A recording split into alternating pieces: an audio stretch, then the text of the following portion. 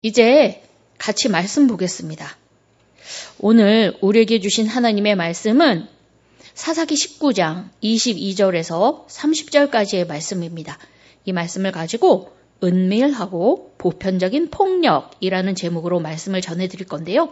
먼저 본문을 저와 여러분이 같이 읽도록 하겠습니다. 준비되셨죠? 네, 시작!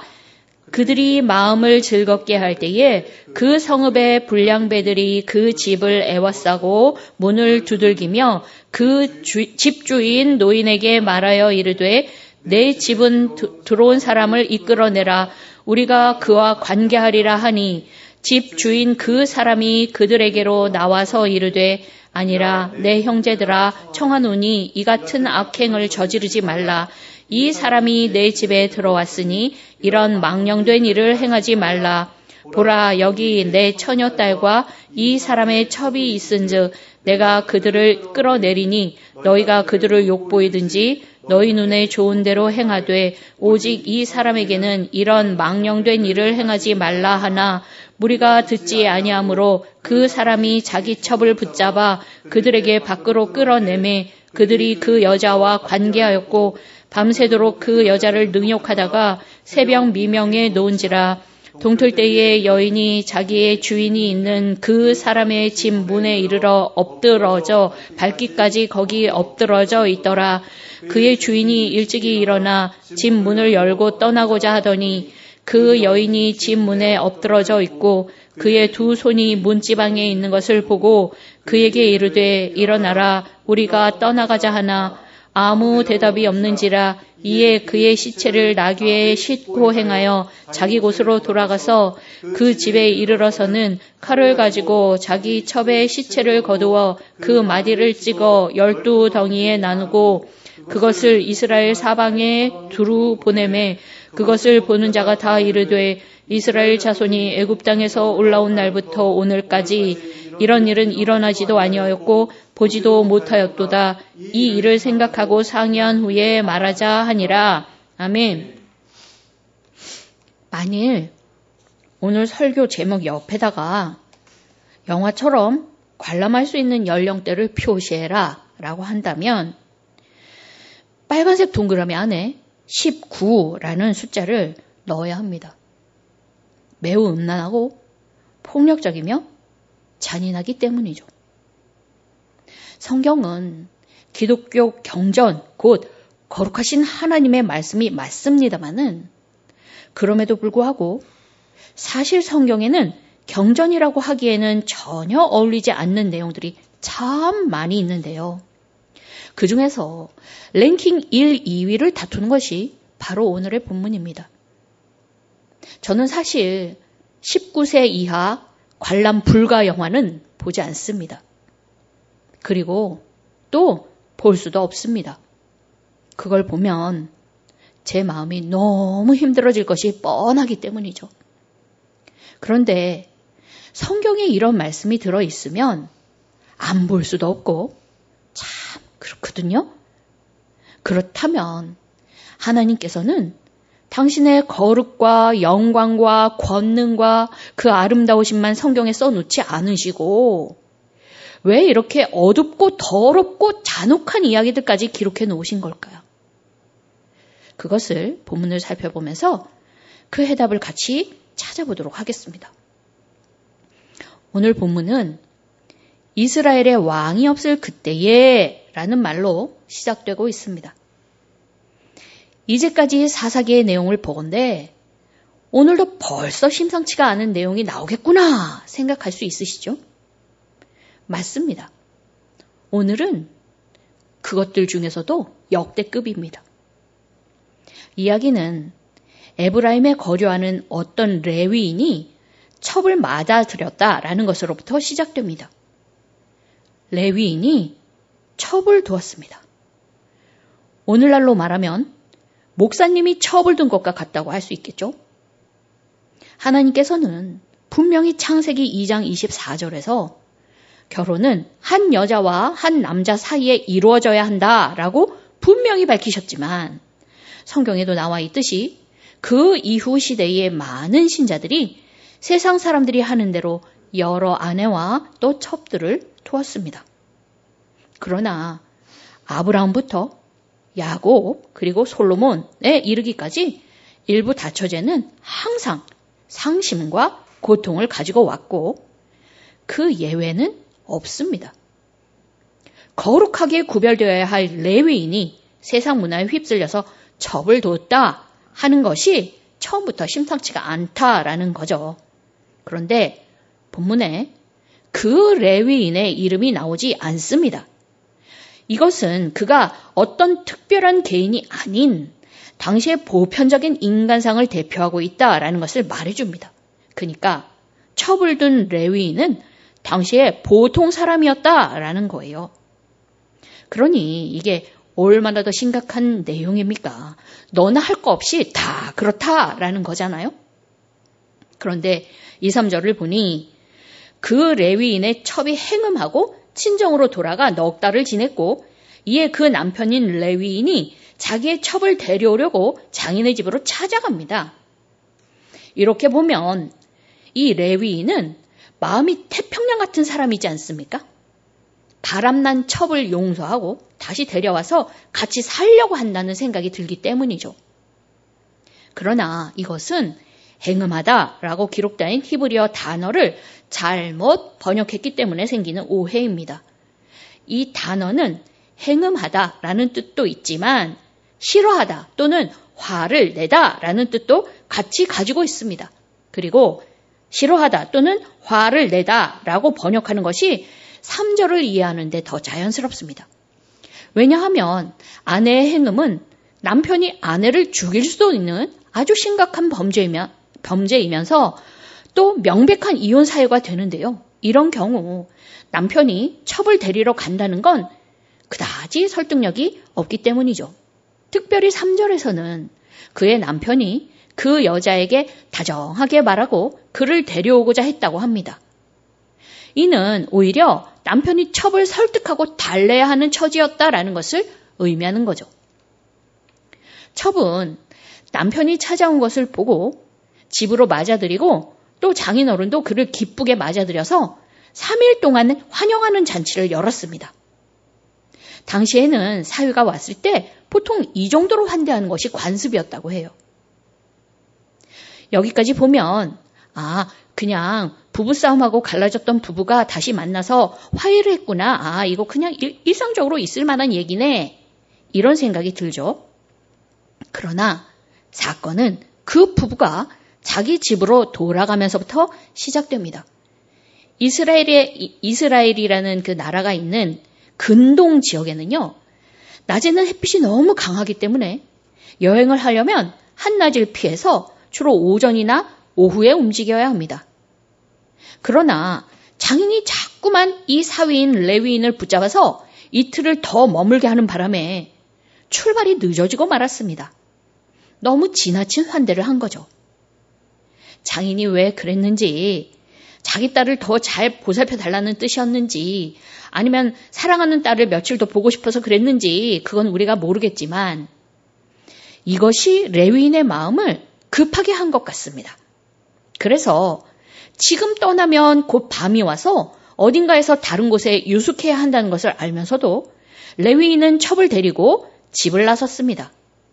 그러나 별로 지혜로운 행동은 아니었죠. 낯선 곳에서 밤을 보내는 위험을 무릅써야 했기 때문입니다. 그리고 이 모든 일을 결정하는데 이상하게도 그 누구도 레위인의 첩이 된 이 여인의 의견을 묻지 않았습니다. 장인도 자기 딸에게 남편을 따라가겠느냐, 언제 가면 좋겠느냐 의견을 묻지 않았고요. 남편인 레위인도 자기 아내를 묻지 않은 채 그냥 자기들끼리 결정해서 진행해버렸습니다. 당시 보통 남자들의 생각과 행동인 거죠. 레위인은 날이 저물어가자 가까이에 있는 여부수 사람의 성읍보다는 조금은 더 멀리 있지만 이스라엘 베냐민 지파의 도성인 기브아로 가서 머물기를 원했습니다. 다른 민족보다는 동족의 성읍이 더 안전하고 정결할 것이라고 생각한 거예요. 레위인의 이런 선택은 그들이 하나님의 백성이라는 전제 하에서 아주 상식적이면서 바람직해 보입니다. 그러나 곧 그렇지 않다라는 것이 드러나죠. 레위인 일행은 기브아에 들어가서 사람들이 많이 지나다니는 성읍 넓은 거리에 앉아 있었지만 그들을 영접하는 사람이 아무도 없었습니다. 이것은 당시의 관습으로 볼 때 아주 놀랄 만한 상황입니다.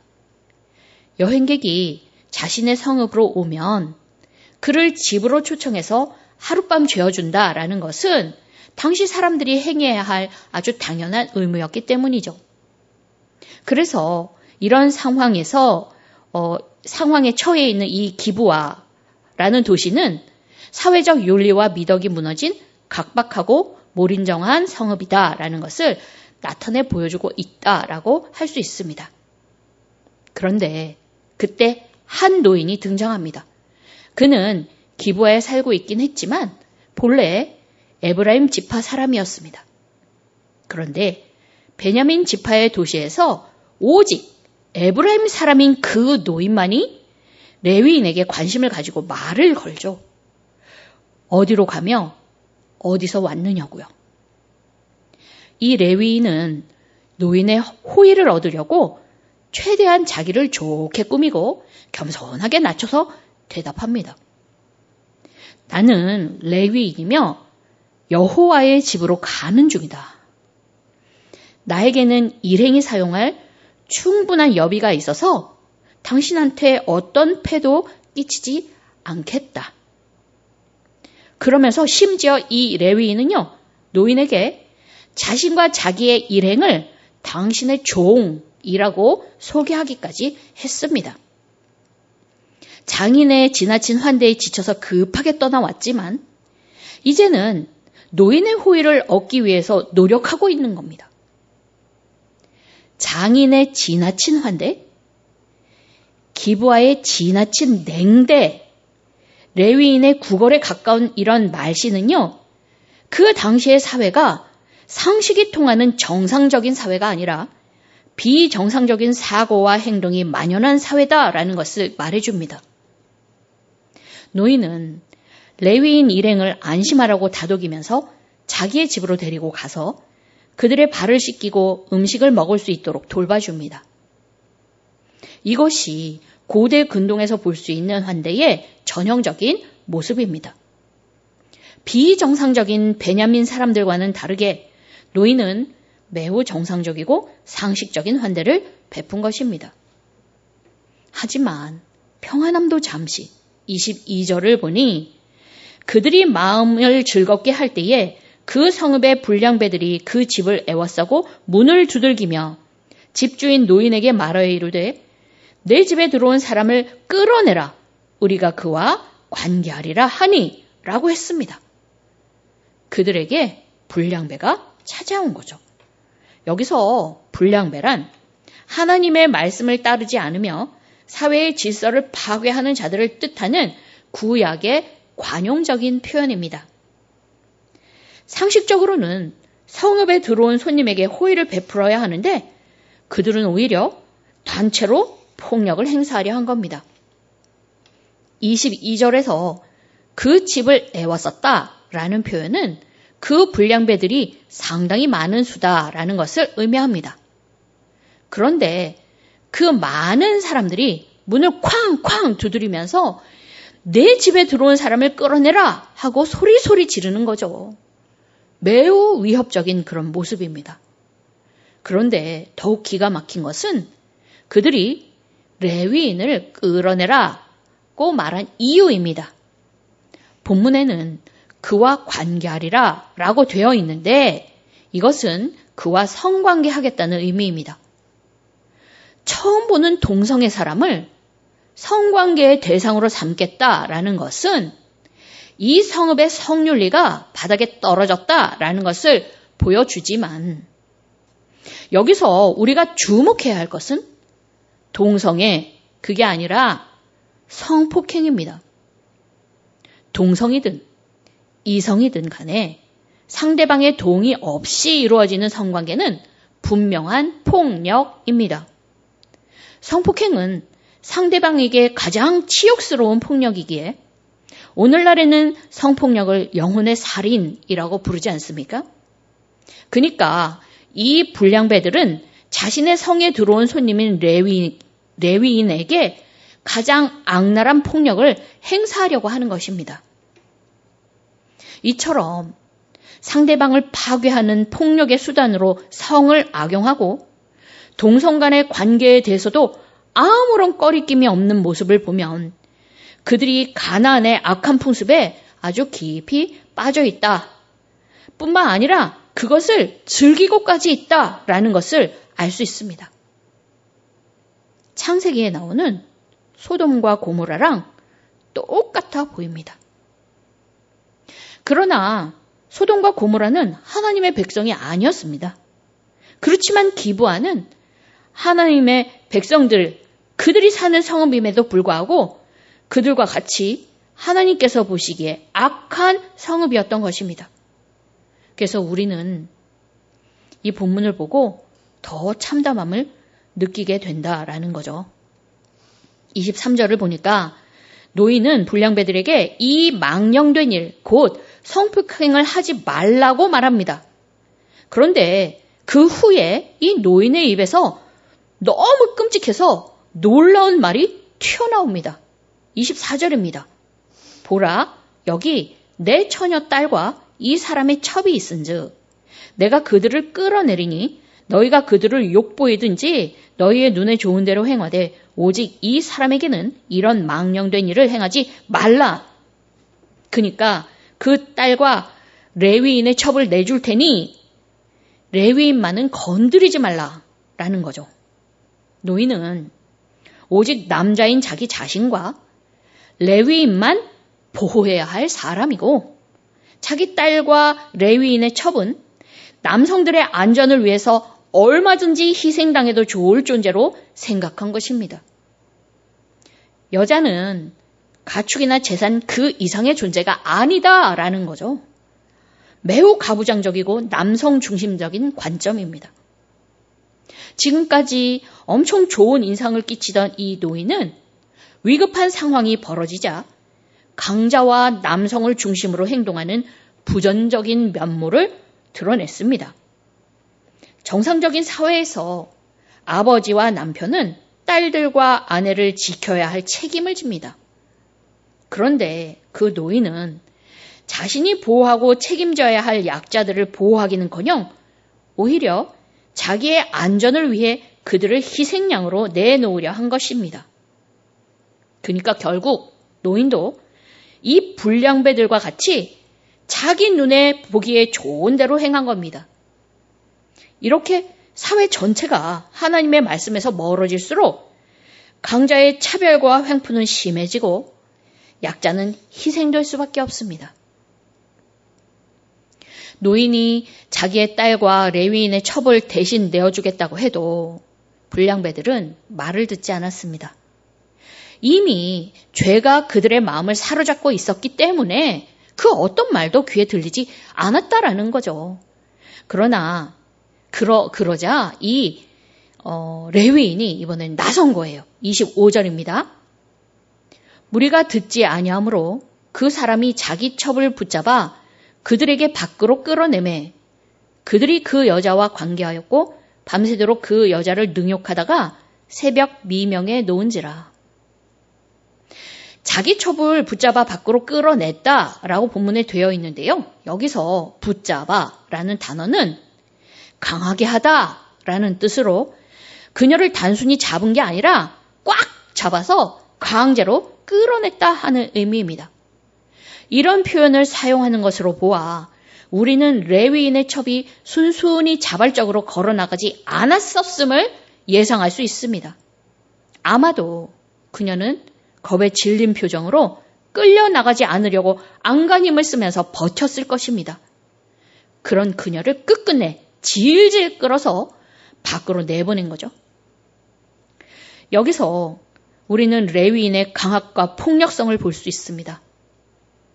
장인 어른 때까지 찾아가서 다정한 말로 첩의 마음을 돌려서 집으로 데리고 오려고 하던 이 레위인도 노인과 똑같이 자기 외 아내가 위협을 받자 그만 자기 아내인 첩을 희생양으로 내어놓은 것입니다. 그러니까 그들은 불량배와 똑같이 이 여인을 강간하고 살해하는데 공모한 겁니다. 아주 비겁하고 잔혹한 행위였어요. 레위의 첩은 밤새도록 능욕을 당한 후에 새벽 미명에 노인의 집 문 앞에 와서 엎드러졌습니다. 그러나 그녀가 온 것을 아무도 몰랐죠.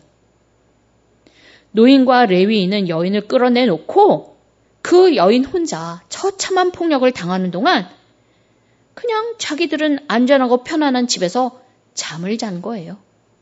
그 누구도 이 여인을 걱정하지 않았습니다. 완전히 버린 거죠. 그러다 아침 일찍 집을 떠나려고 문을 연 레위인이 문지방에 손을 얹은 채 쓰러져 있는 자기 아내를 발견합니다. 그러나 이 무정한 남편은 그녀의 상태를 살피지 않고 일어나라고 명령합니다. 키우던 가축이 그렇게 쓰러져 있어도 그렇게 하지는 못했을 것 같은데 하물며 자기 아내에게 그랬다라는 거죠. 그러나 대답이 없자 그녀를 나귀에 싣고 집으로 돌아옵니다.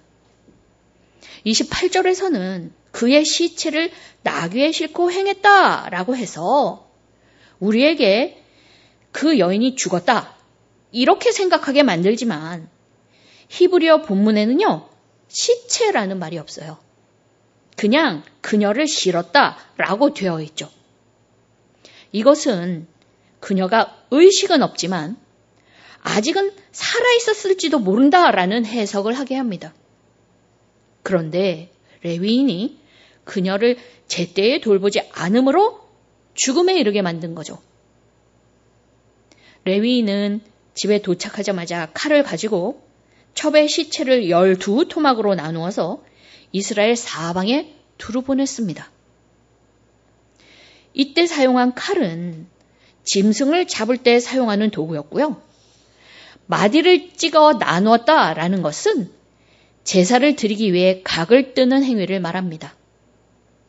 그러니까 이 레위인이 제사 드릴 때 소나 양을 잡는 것처럼 자기 첩의 시체를 토막낸 것입니다. 그는 레위인이었으니까 짐승 잡는 것에 익숙했으니까 이렇게 하는 게 그에게 어렵지는 않은 일이었다. 그렇게 생각할 수도 우린 있습니다. 그러나 이것은 분명히 반인륜적인 범죄입니다. 그렇기에 그에게서 시신조각을 받은 온 이스라엘 백성들은 이스라엘 자손이 애굽 땅에서 올라온 날부터 오늘까지 이런 일은 일어나지도 아니하였고 보지도 못하였도다. 이 일을 생각하고 상의한 후에 말하자 하면서 경악할 수밖에 없었다라는 거죠.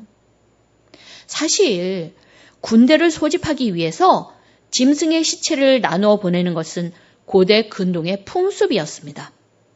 사무엘상에서도 사울이 군대를 소집하기 위해 2마리의 소를 잡아서 각을 떠서 이스라엘 전 지역으로 보내는 장면이 나오지 않습니까? 이것은 만일 자기의 부름에 응하지 않으면 그 짐승에게 한 것처럼 보복하겠다라는 의미였던 거예요. 그런데 레위인은 사람을 가지고 그렇게 했어요. 왜 그렇게까지 했을까요? 먼저는 그 정도로 강한 자극이 아니면 이스라엘이 꿈쩍도 안 할 정도로 공동체성과 도덕성이 둔감해졌기 때문일 수도 있습니다.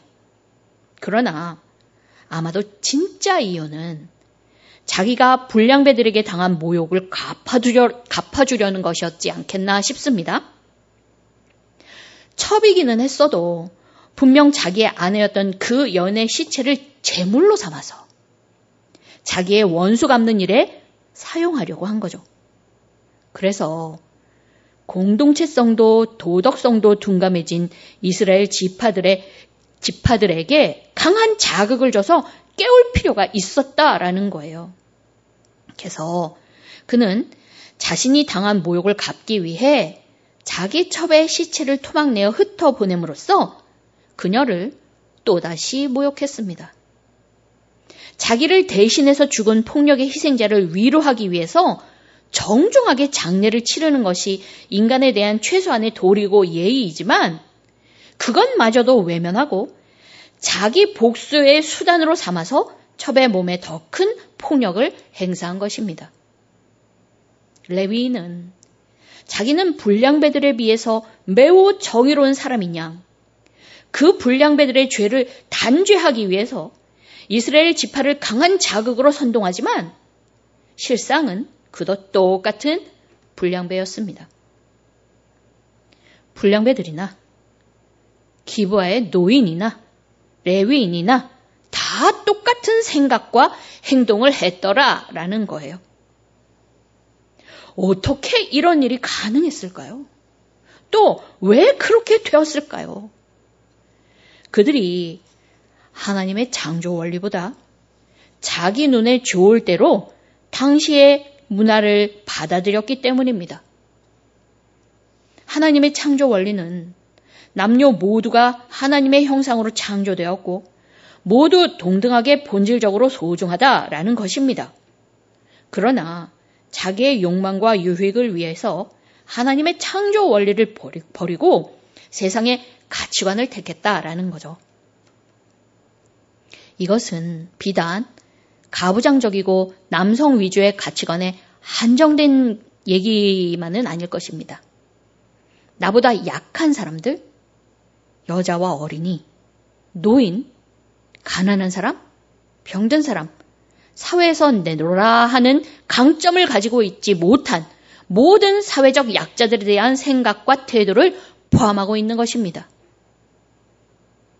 세상에서는 약육강식의 방법이 자연스럽다고, 그것이 옳다고 하면서 그럴 수밖에 없다라고 하면서 약자를 짓밟는 것을 당연시하며 또 권장하기까지 합니다. 세상이 다 그런데 그렇게 하지 않는 게 바보라는 거예요. 드러내놓고 그렇게 하진 않죠, 물론. 또 법적으로도 그렇게 하지 못하도록 최소한의 정도로는 커버를 하고 있고요. 그러나 이런 가치관은 대중매체를 통해 세상 사람들과의 일상 대화 속에 녹아서 우리에게 그대로 전해지고 있습니다. 그래서 이러한 관점, 이러한 세계관은 이와 같이 가시적인 사건으로 드러나지 않는 한 우리 각자의 마음속에 숨어 있습니다. 그러나 언제든지 위기가 닥치면 드러날 수 있다라는 점에서, 아니 드러나지 않아도 다른 사람의 존엄을 해치는 생각은 폭력입니다. 그런데 불량배가 들이닥치기 전에 이 노인과 레위인처럼 아직 그것이 드러나지 않았다면 아주 은밀한 폭력이라고 할 수 있겠죠. 무관심하거나 외면하는 것도 여기에 속하는 것이에요. 그리고 모두는 아니겠지만 많은 사람이 가진 생각이라는 점에서 보편적입니다. 보편적인 폭력이죠. 그러면 여러분, 특별히 사랑하는 형제 여러분, 여러분은 여자를 바라보는 시각을 어디서 배우고 계십니까? 하나님께로부터? 아니면 직장이나 학교 선후배 또는 영화와 같은 세상 문화 속에서 배우십니까? 또 어떤 면에서 여자를 소유나 물건으로 대할 위험이 있을 것 같습니까?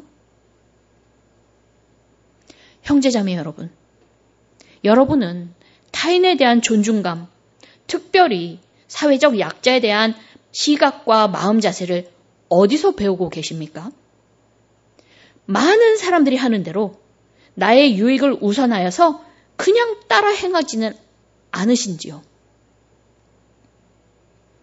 우리 하나님의 자녀들은요, 세상을 그대로 닮아가지 않도록 주의해야 합니다. 오늘 본문에 나온 사람들도 다 하나님 나라 백성이었다라는 것을 기억해 주시기 바랍니다. 그들에게도 우리에게서처럼 하나님의 언약과 말씀이 주어져 있었습니다. 그들은 우리의 신앙 선배들이었다는 거죠. 그러나 그들이 하나님이 아닌 세상을 택했을 때 세상은 그들의 마음과 생각을 먼저 죄로 물들이고 급기야 그들의 삶을 집어삼켰습니다. 그러므로 여러분, 우리는 말씀을 따라 행하며 보는 것, 듣는 것, 행하는 것, 말하는 것 모두 주의해야 합니다. 세상의 가치관과 제도와 문화를 아무런 비판 없이 수용하면 안 됩니다. 그것이 내 눈에 좋게 보이고 나를 유익하게 해줄 듯이 보여도 그것을 하나님의 말씀에 비추어 봐서 그것이 하나님이 보시기에 선하고 옳은 것인가를 분별할 수 있어야 합니다. 그러려면 먼저 내 안에 하나님의 말씀이 있어야 하고 그러려면 날마다 하나님의 말씀을 읽고 묵상해야 합니다. 그러나 그런다고 해도 사실 우리는 부족합니다. 오늘 본문에 나오는 사람 중에 의인이 한 명도 없었다. 그 사실처럼 우리 중에 아무런 허물이 없는 사람이 과연 있겠습니까? 날마다 말씀을 읽고 발버둥을 쳐도 부족합니다. 겉으로는 도덕적이고 선하게 보이는 사람도 그 마음과 생각은 죄에 빠져 있을 수 있습니다. 심지어 성도라고 하면서도 하나님이 뭐라고 하시든 상관하지 않을 수도 있습니다. 오늘 본문의 레위인과 노인처럼요. 그래서 바울도 로마서 3장에서 기록된 바 의인은 없나니 하나도 없으며 깨닫는 자도 없고 하나님을 찾는 자도 없고 다 치우쳐 함께 무익하게 되고 선을 행하는 자는 없나니 하나도 없도다 라고 했던 것이 아닐까요? 그래서 우리에게는 왕이 필요합니다. 그리고 이미 우리에게는 왕이 계십니다. 바로 여호와 하나님이시죠. 그분은 왕이면서 아버지이고 우리의 신랑이십니다. 그분은 레위인이나 노인처럼 우리가 약하다고 해서 함부로 이용하고 희생시키시는 분이 아닙니다. 도리어 우리를 위해 자기 몸을 십자가에 내어줄 만큼 우리를 사랑하고 희생하시는 진짜 아버지, 진짜 남편, 진정한 왕이십니다. 그러므로 여러분, 이런 좋은 남편이며 아버지 안에 붙어 있으려고 노력하십시오. 세상의 가치관과 문화를 그대로 받아들여서는 안 됩니다. 세상의 문화에 많은 시간과 노력을 투자하면 안 됩니다. 그러면 나도 모르게 세상과 닮게 되고 그러면 곧 세상이 나를 삼킬 것입니다. 하나님의 백성이라 하면서도 타락한 신뢰를 사사기 전체를 통해 우리가 계속 보고 있지 않습니까? 그러므로 세상 속에서 삶과 마음을 살피고 우리 위에 목숨까지 내어주신 아버지께 꼭 붙어 있어서 타인을 존중하고 약자를 보호하며 하나님의 백성다운 삶을 살아가는 저와 여러분이 되시기를 예수님의 이름으로 축원합니다. 함께 기도하겠습니다. 하나님 아버지, 부족한 저희를 당신 자신을 주시기까지 사랑하여 주시니 감사합니다. 그러나 저희는 아버지의 말씀보다 세상을 더 주목하고 세상이 말하는 대로 타인을 나의 유익을 위한 수단으로 삼아 행하는 적이 얼마나 많이 있는지요. 또 약자에 대한 무관심과 외면이라는 그런 은밀한 폭력은 또 얼마나 많이 행하는지요. 하나님 아버지, 저희의 어리석음과 완악함과 악함을 용서하여 주시기 원합니다. 하나님, 이제는 저희들 주님의 말씀을 따라 살며 주님의 거룩하심과 사랑과 하나님 나라의 영광을 드러내어서 세상의 문화와 가치관까지도 변화시킬 수 있는 참된 하나님 나라 백성, 하나님 나라 자녀들이 되기를 원하오니 주님 저희를 도와주시고 인도하여 주시옵소서. 이 모든 말씀 예수님의 이름으로 기도합니다. 아멘.